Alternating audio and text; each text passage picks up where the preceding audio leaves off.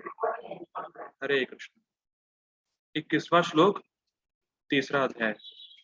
अच्छा, अब लिंक क्या है भाई? क्या लिंक? लिंक ये है कि पिछले श्लोक में भगवान ने कहा कि भाई जो जनक आदि ऋषि हैं उनको नियत कर्म करने की जरूरत नहीं है, लेकिन क्योंकि वो करते हैं आदर्श प्रस्तुत करने के लिए। तो आदर्श प्रस्तुत करने से होगा क्या, इसलिए श्लोक बोल रहे हैं कि भाई आदर्श प्रस्तुत करने से क्या होने वाला है, इस पे श्लोक बोला जा रहा है। देखते हैं। यद यदाचरति श्रेष्ठ तत्तदेव तरो तत्तत एव, इसमें थोड़ा गलत लिख दिया, तत्तेव नहीं, तत्तत एव तरो जनः स यत् प्रमाणम कुरुते लोकस्तद अनुवर्तते। ये सबको श्लोक याद होना चाहिए। यद यद आचरति श्रेष्ठस्तत्तत् एव तरो जनः स यत् प्रमाणम कुरुते लोकस्तद अनुवर्तते। क्या मतलब है? यत यत, जो जो, आचरति, करता है, आचरण करता है, कौन करता है? श्रेष्ठ, जो श्रेष्ठ व्यक्ति, तत्त, वैसा वैसा, या वही वही, एव, निश्चित ही, कोई डाउट नहीं है उसमें, निश्चित ही, इतरह, सामान्य, जनः, व्यक्ति। तो जैसा जैसा आचरण श्रेष्ठ व्यक्ति करता है वैसा वैसा आचरण सामान्य लोग करते ही, उसमें कोई डाउट नहीं होना चाहिए, करते ही। क्यों करते हैं भाई? क्योंकि सामान्य लोगों के पास इतनी बुद्धि नहीं है कि वो समझ पाए कि शास्त्रों में क्या लिखा। एग्री? सामान्य लोगों को पता ही नहीं शास्त्रों में लिखा क्या है और क्या सारे शास्त्रों का। इसीलिए वो लोग देख के सीखते हैं। तुम्हारी बात। तो ये तो सिद्धांत है ही, फैक्ट है कि हम लोग भी भक्ति कर रहे हैं तो कैसे कर रहे हैं? वैष्णवों को देखा पहले, वैष्णवों से सुना, और जो सुना वो चीज कर रहे थे, तो हम लोगों ने भी करना शुरू किया। जैसे मेरा एक्सपीरियंस है, मैं इस्कॉन गया था, चेन्नई में गया था मैं सबसे पहली बार।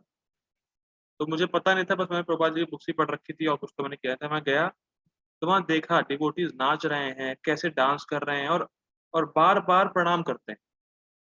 तो अब आदमी को नहीं पता, जिसको पता भी नहीं कि क्यों प्रणाम करना है, तो देख रहा है कि सब लोग प्रणाम करें तो मुझे भी करना है, वरना मैं और लगूंगा। वो भी करता है। ठीक, तो देख के व्यक्ति करता ही है, इसको आप डिनाई नहीं कर सकते। अब भले आपको पता ना हो क्यों करते हैं, वो बाद में पूछ लें, वो अलग बात है, लेकिन उस समय जब सब लोग कर रहे हैं तो आप भी करेंगे, ये स्वाभाविक। अच्छा, ये तो भक्ति का केस हो गया। दुनिया में जो लड़के बिगड़ रहे हैं, आजकल के लड़के की बात ही तो सब जानते हैं, लड़के लड़की क्या है। इतने लोग बिगड़ रहे हैं क्यों? क्योंकि वो किसी को देख रहे हैं। तो किसको देख रहे हैं मैं नहीं बताऊंगा, क्योंकि आप सब जानते हैं, आप सब बुद्धिमान हैं। तो कहीं ना कहीं वो किसी श्रेष्ठ व्यक्ति को देख रहे हैं, तभी वो चीज अपने जीवन में अपना रहे हैं। पहली चीज। दूसरी कि उनके जीवन में या सबके जीवन में कोई श्रेष्ठ व्यक्ति होता ही, ये भी आप डिनाई नहीं कर सकते। कोई ना कोई श्रेष्ठ व्यक्ति आपके जीवन में होगा ही। और जो आजकल के लोगों के श्रेष्ठ व्यक्ति हैं, वो बड़े श्रेष्ठ श्रेष्ठ काम कर रहे हैं, सब जानते हैं। इसीलिए सब चल रहा है। जैसे आजकल बड़ा एक पोस्ट फेमस हो रहा है फेसबुक पे कि 3 पद्मश्री गुटखा बेच रहे हैं। सोच लीजिए कितनी बड़ी बात है कि जो जो जो मतलब क्या कह सकते हैं, राष्ट्र का सबसे उच्च पद जिनको मिल रखा है वो गुटखा बेच रहे हैं। तो क्या हाल होगा लोगों को, सब क्या कह सकते हैं। तो सामान्य लोगों के पास इतनी बुद्धि नहीं है क्या सही क्या गलत है, लेकिन वो श्रेष्ठ व्यक्ति को देख के सीखते हैं। तो जो सामान्य जन है सोचेंगे अरे यार पद्मश्री जब गुटखा खा सकता है तो मैं क्यों नहीं। एक बात क्लिक कर रही है दिमाग में। सामान्य लोगों को नहीं पता क्या सही क्या गलत है, वो तो जो श्रेष्ठ व्यक्ति करेगा, जिनको उसने श्रेष्ठ श्रेष्ठ मान रखा है, जब वो जैसा आचरण करेंगे, वैसे वो भी करेगा। अच्छा, जब पद्मश्री मिल रखा है, गुटखा खा सकते हैं, गुटखा गुटखा खा तो सकते ही हैं, साथ-साथ प्रचार भी कर रहे हैं कि तुम लोग भी खाओ, तो क्यों नहीं व्यक्ति खाएगा? और वैसे भी जीवात्मा में भोग करने की तो प्रवृत्ति वैसे ही है। तो ये बड़ा समझना चाहिए कि समाज में किसको आप श्रेष्ठ मान रहे हैं। सबसे मेन बात ये है, जिसको आप श्रेष्ठ मानेंगे, उसी के पद चिन्हों पे आप चलेंगे, इसको आप डिनाई नहीं कर सकते। तो बड़े ध्यान से, बड़े विचारपूर्वक हमें समझना चाहिए कि हमें श्रेष्ठ व्यक्ति हमारे जीवन में कौन है, और श्रेष्ठ व्यक्ति को हमें ध्यानपूर्वक चुनना चाहिए, चूज़ करना चाहिए कि हमारे जीवन में श्रेष्ठ व्यक्ति कौन है। इसीलिए शास्त्र में मतलब भागवतम में आता है एक श्लोक कि हमारे रियल माता-पिता वेद और भागवती, हमें उन्हीं की बात माननी चाहिए। आजकल के जो बायोलॉजिकल माता-पिता भी हैं, वो तक नहीं जानते हैं कि भैया ये शरीर मिला काहे के लिए? तब क्या नहीं क्या? जैसे ही भक्ति के अलावा आप सब कुछ करो, खूब गंदे-गंदे काम करो, सिगरेट पी लो, फलाना-ढमाका ये वो, बस भक्ति करने लग गए, सबसे बड़ा पाप कर दिया तुमने। हमने तुम्हें इतना पाला-पोसा और तुम भक्ति कर रहे हो? ये सब तो ऐसे कह सकते हैं, ये सब तो हम लोग के प्रामाणिक जो है टॉर्चर हमारे ऊपर हो ही चुका है, तो कोई दिक्कत नहीं। तुम भक्ति कर रहे हो, अब सब छोड़ के चले जाओगे हम लोगों को, हमारा क्या होगा? हमने तुम्हारा इतना सँभाला, तुम्हें इतना इतना वो किया, पाला-पोसा, इतना तुम्हें सामग्री दी जीने के लिए। हमने दी है सामग्री तुम्हें जीने के लिए। उनसे पूछो आपने बनाए हैं चावल वगैरह? ये सब चीज़ें हैं फिलहाल। लेकिन ये बात याद रखनी है, ये चीज़ सीखनी है श्लोक से कि हमें जो श्रेष्ठ व्यक्ति है, उसको चुनना है। सोच समझ के कि हम किसको श्रेष्ठ व्यक्ति माने, और जिसको हम श्रेष्ठ व्यक्ति मानेंगे, उनका अनुसरण हम करेंगे ही। ये तो फैक्ट। और हमारे श्रेष्ठ व्यक्ति क्या होने चाहिए? जब हम शास्त्र पढ़ते तो समझ में आता है। ध्रुव महाराज, प्रहलाद महाराज जो भक्त हैं, वो श्रेष्ठ व्यक्ति बनते हैं फिर जीवन के। जैसे प्रभुपाद जी ग्रंथ पढ़े, तो प्रभुपाद जी श्रेष्ठ व्यक्ति बने हमारे लिए। अब हमें उनके पद चिन्हों पे चलना है। जब हम लोग शास्त्र पढ़ते हैं तो हृदय का ट्रांसफॉर्मेशन होता है, तो हमें समझ में आता है कि वास्तव में श्रेष्ठ व्यक्ति तो ये हैं। क्यों श्रेष्ठ है? क्योंकि वो हमारे जीवन का जो वास्तविक एम है वो सिखाते हैं, इसलिए श्रेष्ठ। और बाकी जो सो कॉल्ड आजकल के जो लोग हैं श्रेष्ठ बने हुए हैं, वो तो आपको जीवन के लक्ष्य से और बिल्कुल कोसों दूर ले जाएँगे और नर्क में डलवा देंगे आपको। खुद भी जाएँगे, आपको भी ले जाएँगे। तो ये समझ में आना चाहिए कि श्रेष्ठ व्यक्ति आप किसको मान रहे हैं। क्योंकि जिसको आप श्रेष्ठ व्यक्ति मानेंगे, उसी का अनुसरण आप करेंगे ही करेंगे। तो इसीलिए भक्तों का संग होना बहुत ज़रूरी है। क्योंकि भक्त संग में ही हम सीखते हैं कि हमें कैसा आचरण करना है अपने जीवन, जिससे कि आगे जो हमसे इंस्पायर होने वाले हैं, वो हमें देख के भक्ति करें। इसीलिए भक्त संग बहुत इम्पोर्टेंट है।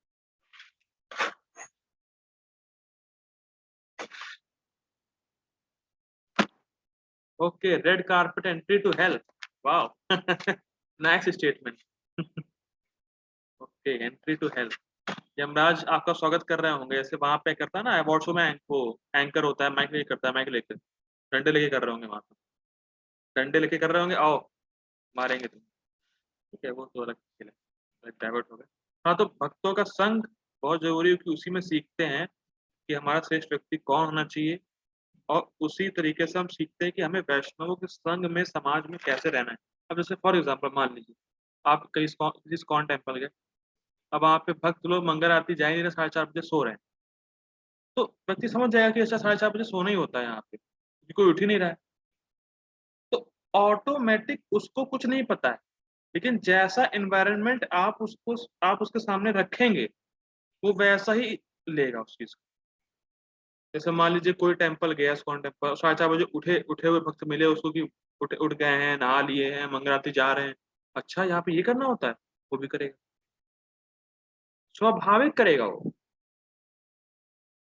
तो ऐसे ही भक्तों के संग में रह के हम सीखते हैं कि हमें कैसे भक्ति करनी है।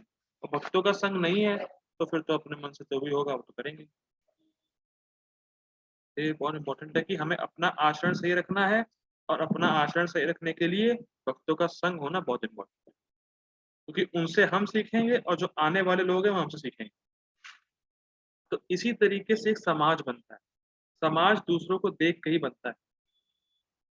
जैसे समाज में लीडर होंगे, सामान्य लोग उसी तरीके से काम करेंगे और आगे आने वाली जनरेशन उनको देख के काम करेगी। बस बेड़ा गर्क हो जाएगा। ठीक है। ठीक है, आगे पढ़ते हैं। स यत् प्रमाणम कुरुते। सा मतलब जो श्रेष्ठ व्यक्ति है, वो यत् प्रमाणम, वो अपने उदाहरण को दिखाएगा। कुरुते मतलब जैसा करेगा वैसा उदाहरण दिखाएगा। लोकस तत् अनुवर्तते, और सारा संसार उसी को अनुवर्तते मतलब फॉलो करे। ठीक। अनुवाद देखते हैं। महापुरुष महापुरुष जो जो आचरण करता है, सामान्य व्यक्ति उसी का अनुसरण करते हैं। वह अपने अनुसरणीय कार्यों से जो आदर्श प्रस्तुत करता है, संपूर्ण विश्व उसका अनुसरण करता है। ठीक है। गीता भूषण टीका देखते हैं। यह श्लोक सामान्य जनता को शिक्षा देने की पद्धति को दिखाता है। ये बड़ा इंटरेस्टिंग।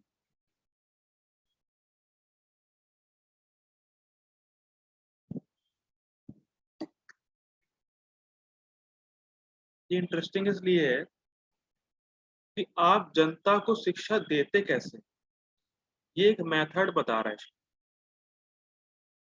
कि मान लीजिए आपने 100 लोगों को बुलाया, ये केस हो चुका है, बड़ा इंटरेस्टिंग है, सुनना चाहेंगे आप लोग? सुनना इंटरेस्टिंग है। एक भक्त गए थे, मेरे ख्याल से शायद शायद फॉरेन गए थे, न्यूयॉर्क वगैरह कहीं गए थे। उनका लेक्चर था वहां पे एंगर मैनेजमेंट। ठीक है। तो जब वो वहां पहुंचे, एंगर मैनेजमेंट पे क्लास ले रहे थे, अचानक से आधे घंटे के लिए लाइट चली गई और उसमें बहुत गर्मी पड़ रही थी। तो उनको अंदर से बड़ा गुस्सा आ रहा था। लेकिन अब चक्कर क्या है कि है एंगर मैनेजमेंट, तो अगर वो खुद ही गुस्सा कर देंगे तो फिर लोग क्या सोचेंगे कि खुद ही गुस्सा कर रहा है तो हमें क्या सिखाएगा। तो फिर उनको बड़ा सहन करना पड़ा। उनकी स्थिति हम लोग समझ सकते हैं। कि जब गुस्सा आ रहा हो तो आप सामने वाले को सिखा रहे हो गुस्सा मत करो, तो क्या हाल होता है। ठीक है ना? तो इसीलिए यहाँ बताया जा रहा है कि सामान्य जनता को शिक्षा देने की पद्धति, मतलब आप सामान्य लोगों को कैसे शिक्षा दे सकते हैं। सबसे पहली चीज है कि जो आप बोलें उसको आप करें। सबसे फर्स्ट एंड फॉरमोस्ट ये, क्योंकि जो आप बोल रहे हैं अगर आप वो खुद नहीं करते हैं तो कहीं ना कहीं आपके पहली बात तो इंस्ट्रक्शंस में दम नहीं होगी, और आपको बड़ा बुरा लगेगा कि हमने उसको बोला, वो तो कर रहा है, हम हमें तो हमसे तो होते ही नहीं। और ये बड़ा डेंजरस है। जो आप बोल रहे हैं वो आप अगर आप कर नहीं रहे हैं तो बड़ा डेंजरस है।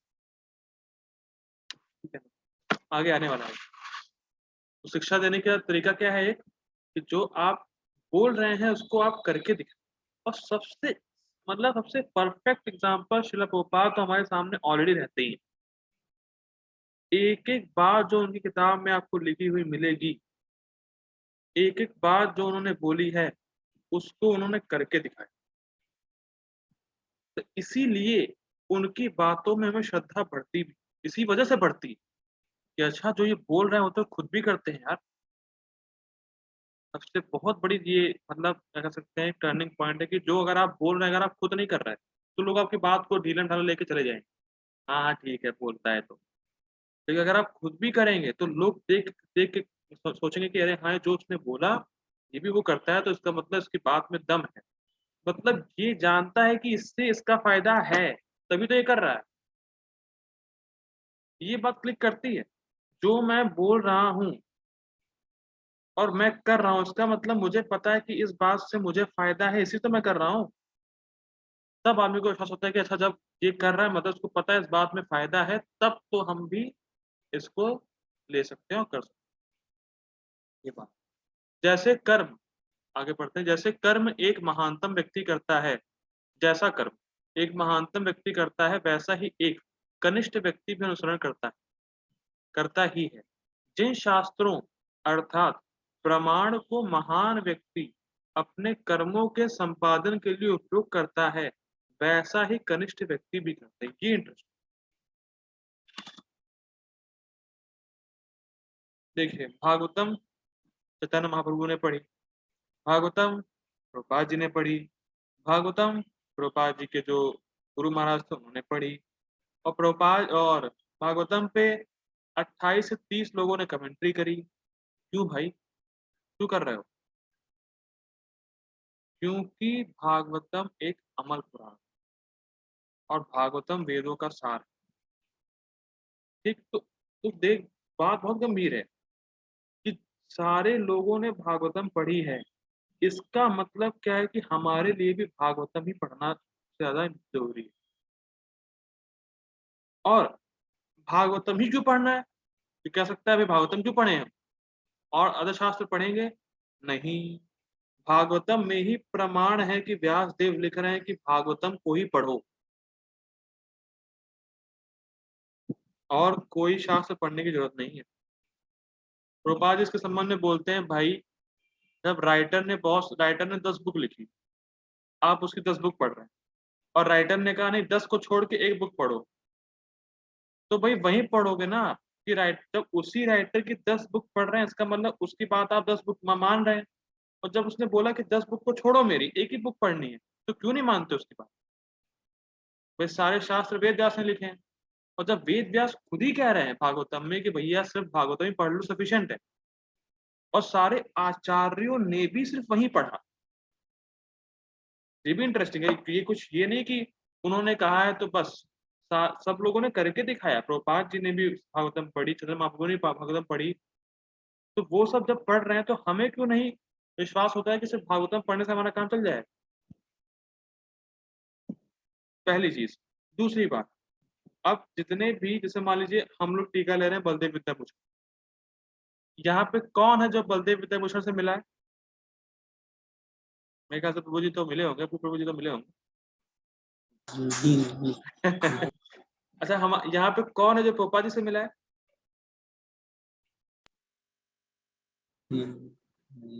यहाँ पे नहीं मिला, ठीक है, कोई दिक्कत नहीं। देखिए, हम लोग किसी से नहीं मिले, काश मिले होते। हम लोग किसी से नहीं मिले, फिर भी श्रद्धा क्यों है उनकी बात की? क्यों पढ़ रहे हैं हम ये लोग? क्यों हम पढ़ रहे हैं ये सब? वो गीता भूषण का क्यों पढ़ी जा रही है? तो हमें प्रभुपाद जी की बात पे विश्वास है कि बलदेव विद्याभूषण की टीका प्रमाणिक है, इसीलिए हम पढ़ रहे हैं। ये बात ग्रहण कर पा रहे हैं? बहुत गंभीर बात। हमें प्रभुपाद जी के वचनों पर श्रद्धा है, और जब उन्होंने कह दिया कि बलदेव विद्याभूषण प्रमाणिक है, तो हम लोग पढ़ रहे हैं, क्योंकि हम लोग जानते हैं कि प्रभुपाद जी वाकई में जानते हैं प्रमाणिक कौन। हमें इस बात की श्रद्धा है कि प्रभुपाद जी जानते हैं कि वाकई में प्रमाणिक कौन है, और उन्होंने बलदेव विद्याभूषण की टीका को ही लेकर गीता लिखी है अपने यथारूप। तो हम लोग प्रभुपाद जी के थ्रू बलदेव विद्याभूषण पर श्रद्धा रख रहे हैं। ये बात कुछ समझ में आई? ठीक। इससे एक बात तो साबित होती है कि हमारे पास ऐसा कोई श्रेष्ठ व्यक्ति होना चाहिए जिससे हम और चीजों पे श्रद्धा रख पाए उसके वचनों से। ये बात कुछ क्लिक करी। हमारे पास ऐसा कोई श्रेष्ठ व्यक्ति होना ही चाहिए कि जो हमें बताए ये चीज प्रमाणिक है और उसको हम लें।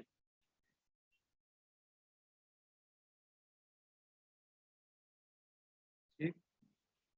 और ऐसा है, ऐसा हम हमारे जीवन में भी करते हैं।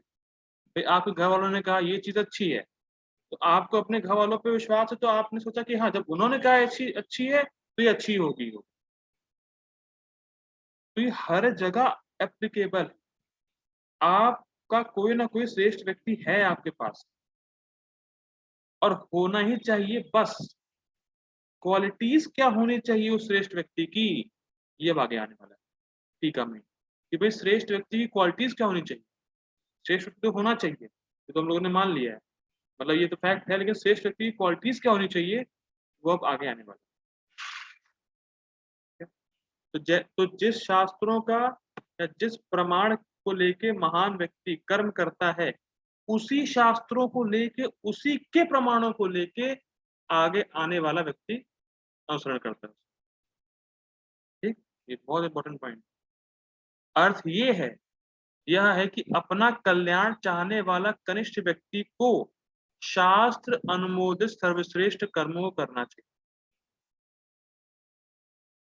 बात समझ में आई? बड़ी गंभीर है। जो श्रेष्ठ व्यक्ति है वो शास्त्रों का पालन करते होना चाहिए, तभी वो श्रेष्ठ व्यक्ति। और इसी तरीके से जो कनिष्ठ भक्त है, मतलब कनिष्ठ व्यक्ति मतलब जो नया नया सामान्य लोग हैं, वो उसी शास्त्रों को पकड़ेंगे जिस शास्त्रों के हिसाब से उस व्यक्ति ने काम किया था, जो कि उस व्यक्ति का श्रेष्ठ, उसने जिसको श्रेष्ठ माना हुआ था। बात समझ में आती है? जो शास्त्रों का पालन श्रेष्ठ व्यक्ति ने किया है, उसी शास्त्रों का पालन एक सामान्य जन भी करेगा। इतनी सी बात। और श्रेष्ठ व्यक्ति को श्रेष्ठ व्यक्ति कौन है? जो शास्त्रों के बताए हुए कर्मों को ही करता है, वही श्रेष्ठ व्यक्ति ही है। तो अब आप लोग समझ जाइए कि श्रेष्ठ व्यक्ति कौन आपके जीवन में, और जिसको आप श्रेष्ठ मान रहे हैं वो वाकई में श्रेष्ठ है भी कि नहीं। ये एक क्वेश्चन आप लोगों को उससे पूछना है। जिसको आप श्रेष्ठ मान रहे हैं, जिनकी बातों के पचिन्हों पे आप चल रहे हैं, वो शास्त्रों की बात को स्वयं मानता है, नहीं मानता है? ये क्वेश्चन बड़ा खड़ा हो जाता है। और अगर शास्त्रों की बात को मान के वो अनुसरण बात मान के फॉलो कर रहा है, तब आप उसके पद चिन्हों पर चलने के लिए तैयार हो सकते। ठीक है, तो हमारे लिए शास्त्र क्या है? शास्त्र क्या है? भागवतम और गीता। और श्रेष्ठ व्यक्ति कौन है? जो भागवतम और गीता के पद चिन्हों पर चल। ठीक है, आगे पढ़ते हैं।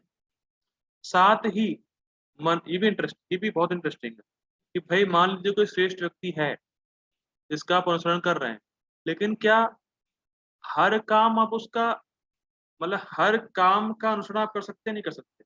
वो भी क्वेश्चन है कि मान लीजिए जो श्रेष्ठ व्यक्ति है वो शास्त्रों की बात तो फॉलो कर रहा है और आगे बढ़ रहा है, तो क्या उसकी हर बात का आप अनुसरण कर सकते हैं? ये भी क्वेश्चन है। क्या आप उसका अनुसरण हर चीज में कर सकते हैं? उसके लिए ये पैरा। साथ ही मनमाने किए गए कर्मों को अस्वीकार कर दिया गया है, यद्यपि वह श्रेष्ठ और शक्तिशाली व्यक्ति के द्वारा भी क्यों न किया जाए, क्योंकि वह शास्त्र अनुमोदित नहीं होती। ये बड़ा इंटरेस्टिंग। भाई आपने जिसको श्रेष्ठ मान रखा है, ठीक है, वो बहुत शक्तिशाली है, लेकिन अगर वो अपने मनमाने ढंग से कर्म कर रहा है और शास्त्र की बात नहीं मान रहा है, तो आप उसका अनुसरण करने के लिए बाध्य नहीं है। बात समझ में आती है? इसीलिए सबको शास्त्र पढ़ना चाहिए। मान लीजिए कोई श्रेष्ठ व्यक्ति किसी विशेष परिस्थिति में उससे कुछ गलत हो भी जाए, तो ये नहीं कि उसने गलत, अब ये नहीं कि आपको पता ही गलत है, गलत क्या नहीं है और क्या सही है, कुछ पता ही नहीं है। तो आप सोचेंगे अच्छा इसने किया है और मैं भी करूंगा। बात समझ में आ रही है? आपको सही गलत कुछ पता ही नहीं है, तो आपने शास्त्र को पढ़ नहीं रखे, और जिसको आप फॉलो करते हैं वो कुछ भी कर रहा है। हाँ, तो वो जब, अरे हाँ वो बहुत श्रेष्ठ व्यक्ति है, जब उसने किया है तो मैं भी करूंगा। इसीलिए आपको शास्त्र पता होना चाहिए कि अच्छा इसने इस परिस्थिति में शास्त्र के हिसाब से कर्म नहीं किया तो मैं नहीं करूंगा ये।